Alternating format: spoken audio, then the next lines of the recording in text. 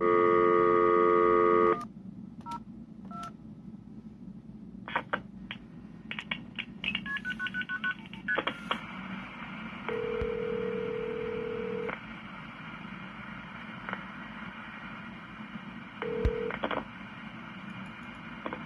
Volvos remind me of that time I was at Wendy's and I was eating at the super bar and I saw this postmenopausal lady.